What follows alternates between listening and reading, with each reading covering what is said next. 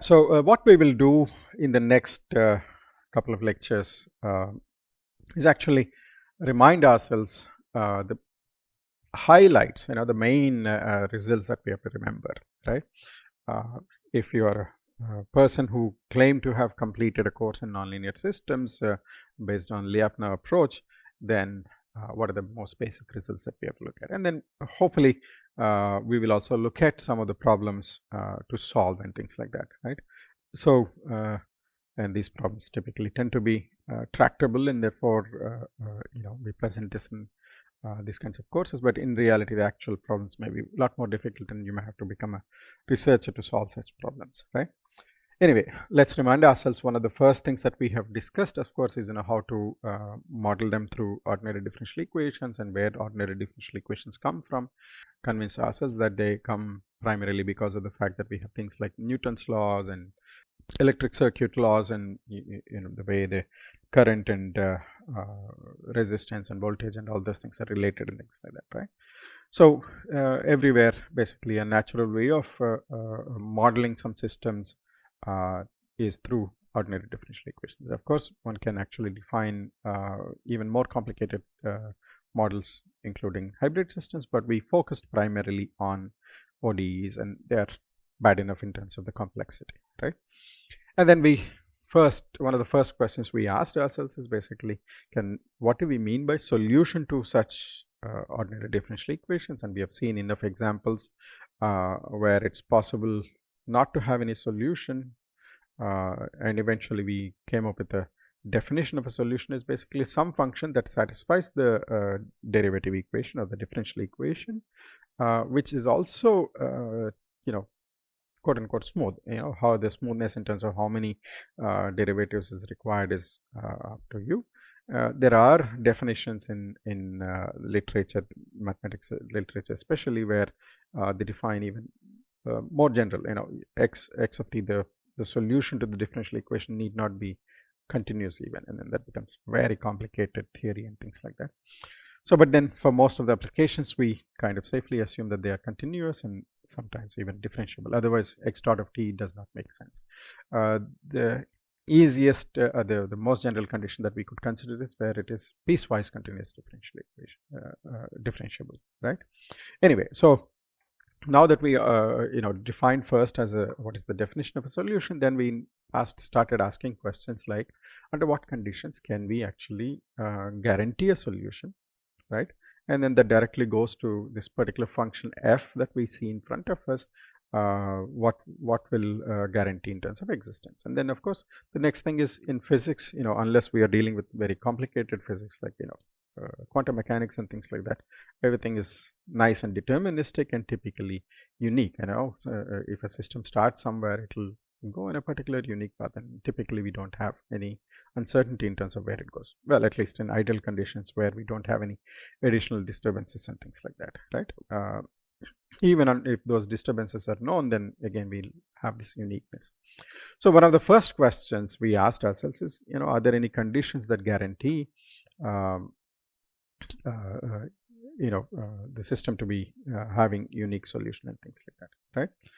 So, basically one of the conditions that we therefore not really developed, but at least stated, proving those things is actually quite complicated, so I didn't really focus on those things. So, if f happens to be globally Lipschitz continuous, hopefully you remember what is Lipschitz continuous. Globally Lipschitz continuous, then we can guarantee it has a unique solution over all the time. And then the globally Lipschitz continuous could be guaranteed through, say, let's say the derivative f has to be continuously differentiable, and then with a bounded derivative or something like that, and then that guarantees again unique solution, right? But I think I mentioned this before. The point of actually having these conditions is to ensure that your model respects both physics and the mathematics, right? physics in the sense that it doesn't end up with basically multiple solutions, whereas in reality the physics actually never has anything like multiple solutions, right? Physics actually guarantees solution throughout time, and then whereas your mathematical model doesn't. So these discrepancies can be avoided if you understand the theory of these things. But otherwise, for most of the things that we do, we'll assume that there are unique solutions, and then we don't really get into those things, right? But if you are a researcher or somebody who's trying to solve problems and things like that, this check of modeling, whether they are consistent with the physics as well as mathematics, is quite important, right? So then we understood what is an equilibrium. It's basically a point where it's a constant point in the space that satisfies the differential equation, right? So that solution, let's say we can shift the entire coordinate system so that equilibrium point of interest becomes the origin of the coordinate system, and we call that as a zero solution, right? And we define this zero solution to be Lyapunov stable if some epsilon delta condition is satisfied, right? So in other words, if I want to restrict myself, the solution should be in a region of epsilon. If I can find always some kind of delta that may depend on epsilon, such that the initial condition will start within that delta ball, but it will remain in epsilon. So that we call it Lyapunov stable, and loosely speaking, basically is, if you start close, you remain close. That's a very loose way of saying it, but technically this is the definition, right? And the local asymptotical stability, or global for that matter, if the system, the zero solution is the Lyapunov stable, but also converges to zero, as t tends to infinity, then we call that as asymptotic stability. And exponential stability is something that basically the convergence rate is actually negative exponential, right? For all these things, we have global notions. If there is no restriction in terms of the ball size where these things are satisfied, then we call, the notion of Lyapunov stability is very local and there's nothing global about it, but asymptotic and exponential stability, we can talk about global notions, right? So anyway, these were the definitions, and then we said basically to check these things, we have to struggle with these epsilon deltas and finding these deltas. And but one of the things you can see, if you want to check x of t going to 0 for all values of initial conditions in a ball, you should first know how to solve this particular equation, and then should be able to check this limiting condition for all values of x0. Right? And then it's almost impossible unless it's a very simple linear problem or something as simple as that, where we have a closed form solution. It's impossible, right? So one of the things we said about these ODEs is basically we can solve them numerically, most of them, right? But if we don't have a numerical if we have a closed form solution, that's good, but if we don't, then we rely on numerical solutions. And going back to basically some of these existence and uniqueness conditions, we have to be very careful if we don't know the uniqueness, and basically the numerical method is showing up, and the numerical method doesn't have any problem. It always throws up some solution because it's a computer algorithm that will throw some answer. To be confident about that answer, we need to have all these Lipschitz continuous and things like that, right?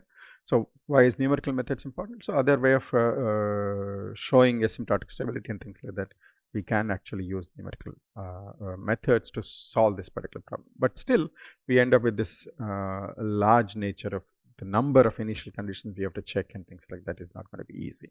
It's a very complicated thing to check.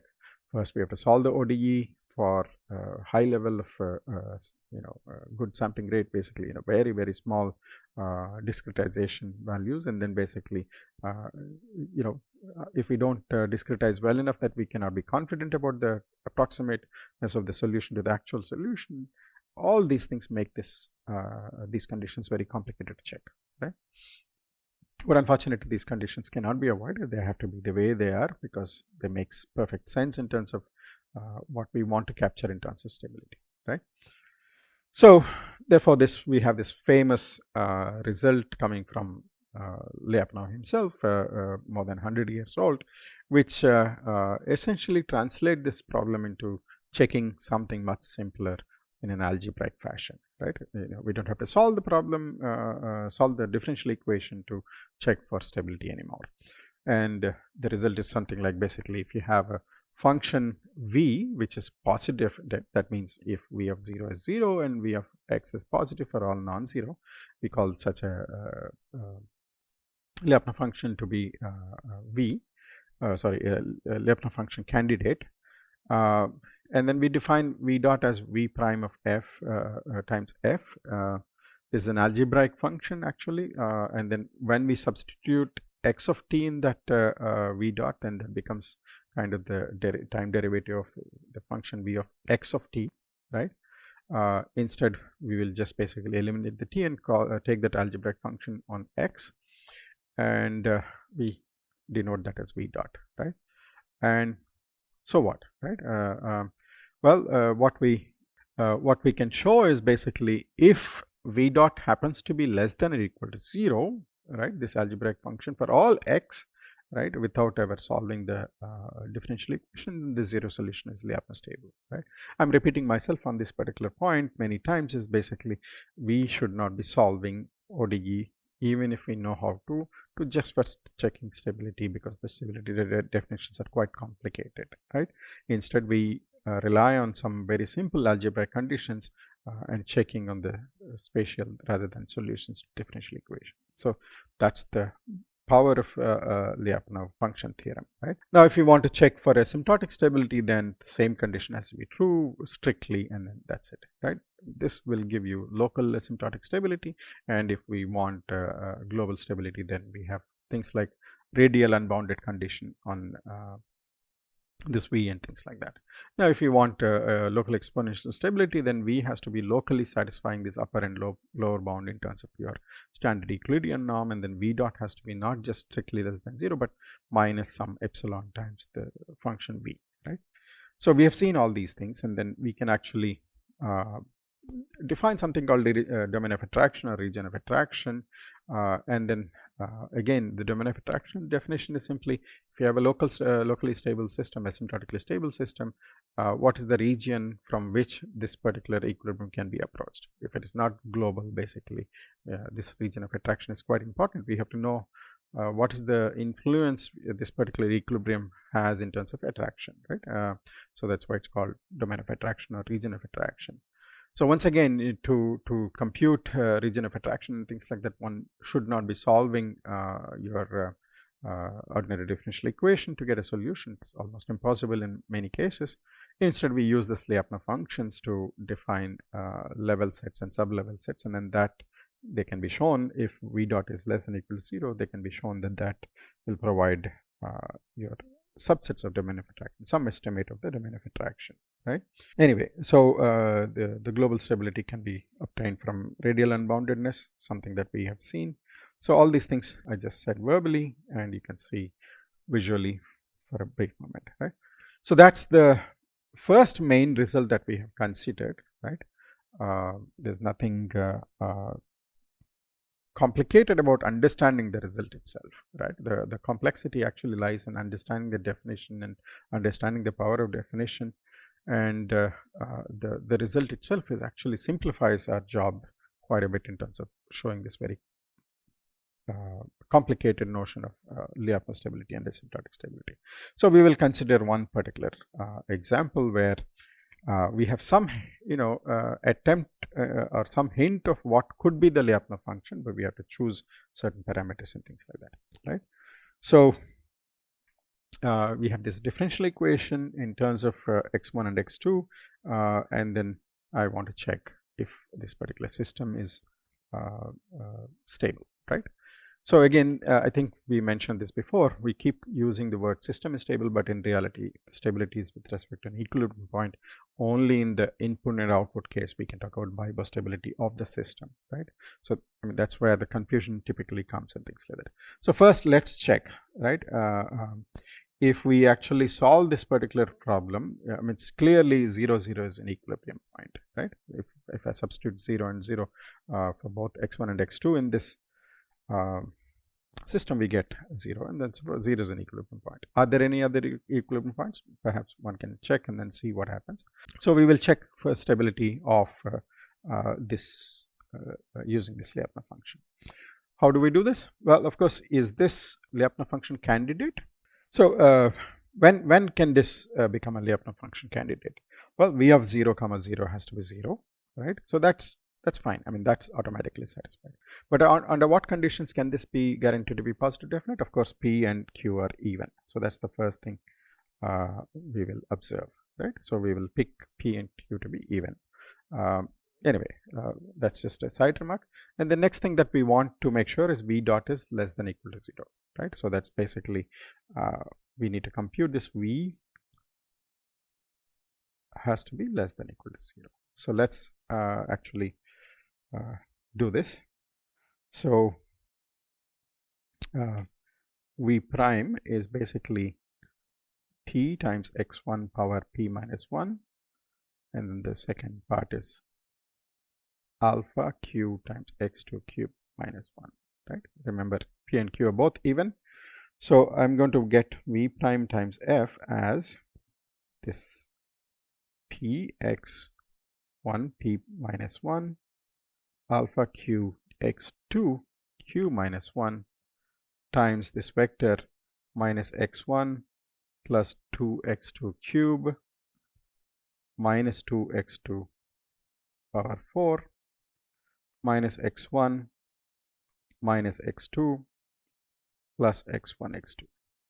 So when I do this, I'm going to get a very complicated looking function minus p x1 times p. Okay, remember p is even,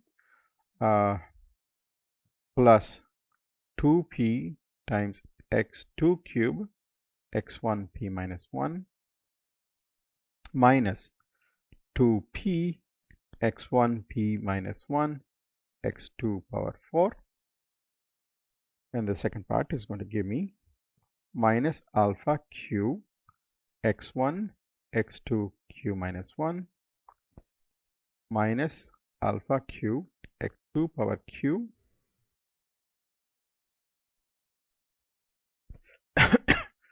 so we have this the last one is basically going to be alpha q x1 x2 power q, right? So the terms that has this even terms are not an issue. Alpha can be chosen to be positive, of course, otherwise it will not make any sense. It's the so we have this x2 cube here, so that's a term that's concerned, and x1 of course p minus 1. So we have to look for some x2 with an x1 here, right?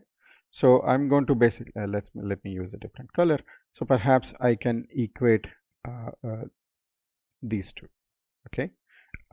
Except the sign won't work, and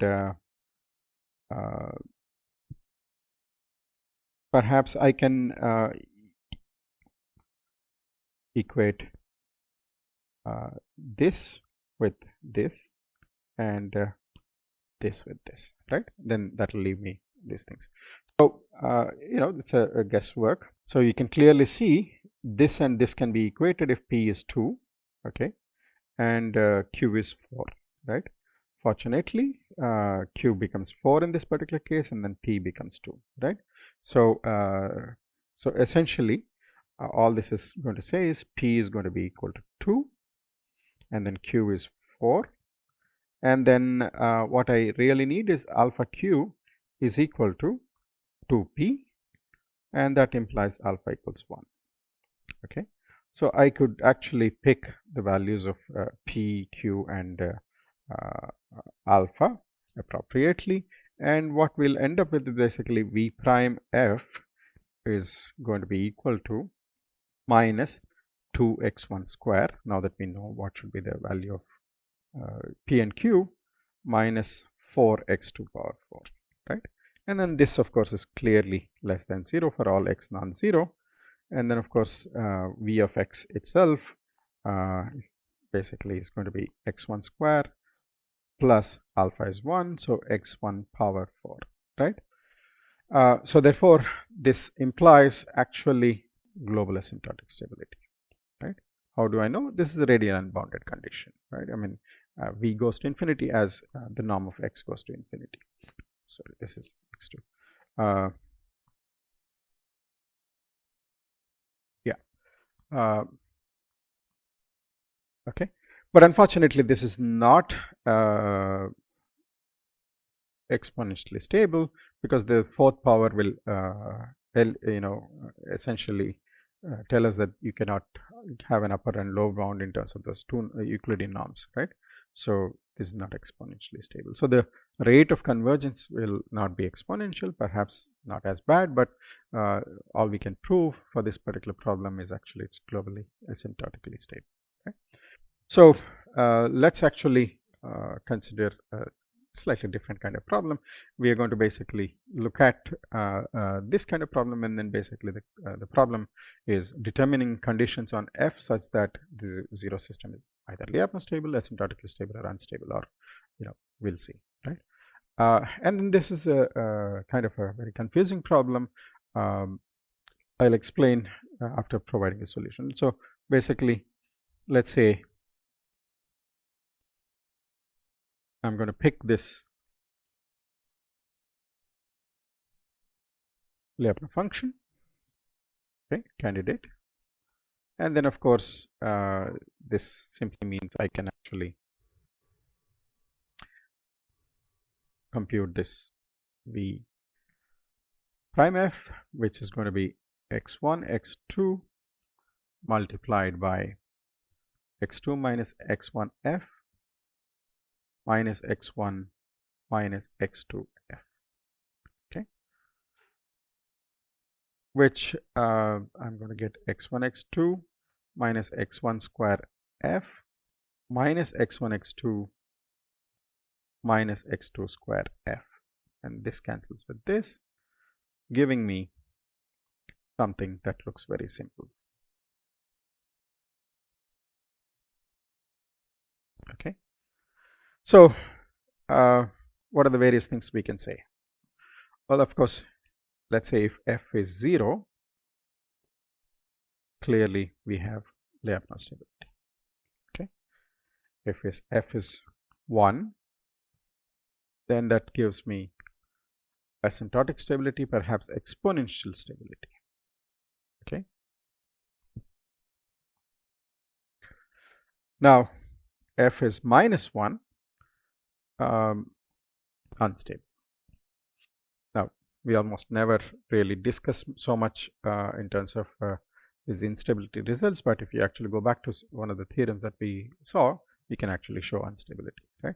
But this is not the only conditions, and F is a very complicated function, that it could be a very complicated function, things like that. So in fact we can easily convince ourselves that if F is less than or equal to 0, then that's Lyapunov stable. F is greater than or equal to 0, then we get Lyapunov stability. If F is strictly greater than 0 for all x not equal to 0, then that implies asymptotic stability. Unfortunately, not exponential stability unless F is bounded or something like that, right? And F is strictly less than 0 for all x non-zero implies instability, right? Now, what is the problem with this conclusion? There's nothing. I mean, we kind of characterized different conditions under which this particular system could be Lyapunov stable, asymptotic stable, and things like that. Where did we leave? Are these necessary and sufficient conditions? Seems like F less than 0 instability, and then F greater than or equal to 0 Lyapunov stability. But it's possible that F greater than or equal to 0 still can lead under certain conditions asymptotic stability, right? So where is the gap? Well, we picked one Lyapunov function V to be half x1 square plus x2 square. And if I considered something else, perhaps, I don't know, as simple as half x1 square plus a by 2 x2 square or something like that, perhaps it will lead to a very different conclusion, and I urge you to explore something like that, right? So it's possible in this particular case, everything else is fine, but in this particular case, F greater than or equal to 0 could still lead to asymptotic stability. Nothing else is probably possible, but that's something that one needs to consider, right? So,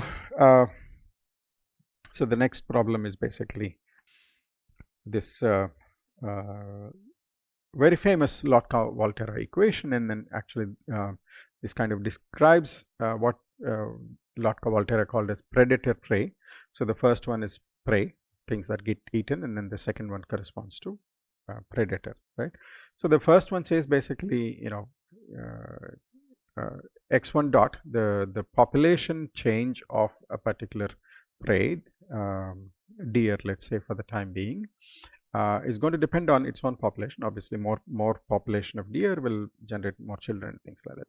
But then if you have presence of a fox, x2 is fox in this particular case, there will be some death rate, and therefore that has to be considered, and that's why you get this negative x1 x2. And then x2 dot, the population of fox itself is going to be depending on positive effect coming from deer. If you don't have any deer, then basically the fox population will reduce, but then more number of foxes will actually contribute to some extent fox population, but more importantly the competition is going to be also severe. So that's why it's not surprising that basically wherever tigers are, other than the fact that humans kill them and reduce their habitat, typically the number of predators is actually a lot less than compared to the number of prey you have, right?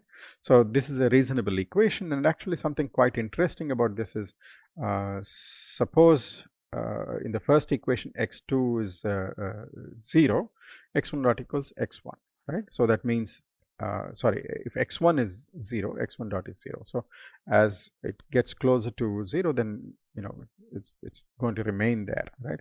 Similarly, in the second case, second equation, if x2 happens to be 0, x2 also.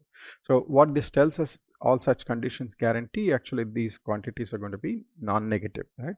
So obviously we don't want x1 and x2 here determining the population of this predator and prey to be negative and things like that. So this is what we call as essentially non-negative model, right? These models have certain conditions that guarantee non-negativity, right?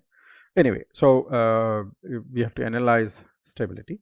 Now suppose this is a nonlinear system. The linearization is simply x1 dot is equal to x1, x2 dot is equal to minus x2. Interestingly, this is these two become independent equations, where the fox population claims that this is going to die down. This is going to be an exponentially stable case. So wherever it starts, fox just goes, and whereas deer is going to increase. So just by ignoring the nonlinearity here, we end up with this thing and conclude. Yeah, so by ignoring this nonlinearity, we end up with linear equations that do not make any sense, number one, and this happens to be unstable, right? So this is what I mean. I mean, this is a clear example where throwing away nonlinearity is going to really destroy the entire problem. So first question is basically what are the equilibrium points, and the second question is, can we say anything about stability of those equilibria, right? Of course, one of the things is basically this particular thing says that somehow 0 is probably unstable, and probably it's unstable, right? So we can use the instability theorems and show that this is indeed unstable. So hopefully there is another equilibrium point, and then basically we can conclude something that stability about that, right? So let's first look for equilibrium points. That is simply setting these two equations 0. So this equation satisfied is x1 is 0 or x2 equals 1, or this equation is satisfied with either x2 equals 1 or x1 equals 1 or x2 equals 0. So basically you can convince yourself that 0 0 is an equilibrium point and 1 1 is an equilibrium point. And clearly the linearization approach tells you that the 0 0 is an unstable equilibrium point. We need to check for stability of this. So and then we have this interesting looking v, which is x1 plus x2 minus log. Here it's the natural logarithm. So v prime is basically going to be 1 minus 1 over x1 and then 1 minus 1 over x2 times this quantity x1 minus x1 x2 minus x2 plus x1 x2. Okay, so I'm going to get something like x minus x2 minus 1. Okay, yeah, minus 1 plus x2 minus x2 plus x1 x2 minus x1 yeah, plus 1. Okay, so you can clearly see that this is going to be a big 0. Okay, so what I have is v prime of f is equal to 0 if I choose that particular Lyapunov function. The question first, though, let's actually go back and look. So something is true about this system being something is asymptotic Lyapunov stable. But let's actually go back and then first analyze this. I went ahead and with enthusiasm checked this particular function in terms of v dot, right? But in reality, we should be starting with whether this is Lyapunov function candidate itself, right? So log function unfortunately does not exist at 0, so it cannot be a Lyapunov function for the 0 equilibrium point, right? We showed that to be unstable through some other means by using instability theorems and the linearization approach. But instead, we will check at 1, 1. So v of 1 comma 1 is actually going to be 2 minus 0, which is 2, right? So this is not even v of 0 as 0, okay? But actually I can define e of x to be v of x minus 2, okay? So, and then of course I'm going to get v of 1 comma 1 is 0 in that particular case. Of course I could have chosen an approach, basically define 2 other new variables and then translate everything to 0, 0 and things like that. There are multiple ways of doing it. Now that we know that e of 1, 1, 0, and then you can convince yourself that for any other value x1, x2, this is going to be positive, right? And why is that? I'm going to leave that up to you, right? And then I can compute e dot, which is same thing as going to be v dot, which we know as 0, right? So showing that this 1, 1 point is Lyapunov stable. Okay, so yeah, so perhaps I will continue solving other problems in the next lecture, but hopefully this gives you an appreciation in terms of the Lyapunov function theorem, the basic theorem. We have seen sometimes we can use it to show conditions on the system itself. Sometimes we can find this v of x through some miracle, and shifting to equilibrium point is an important technique that we have seen in this predatory prey problem. It's quite an interesting problem. I would urge you to basically go to MATLAB and actually simulate it, and you will find quite interesting paths, okay, and basically get x1 and x2 and plot it on x1, x2 phase plot, and then basically you'll see something really wonderful. Okay, thank you.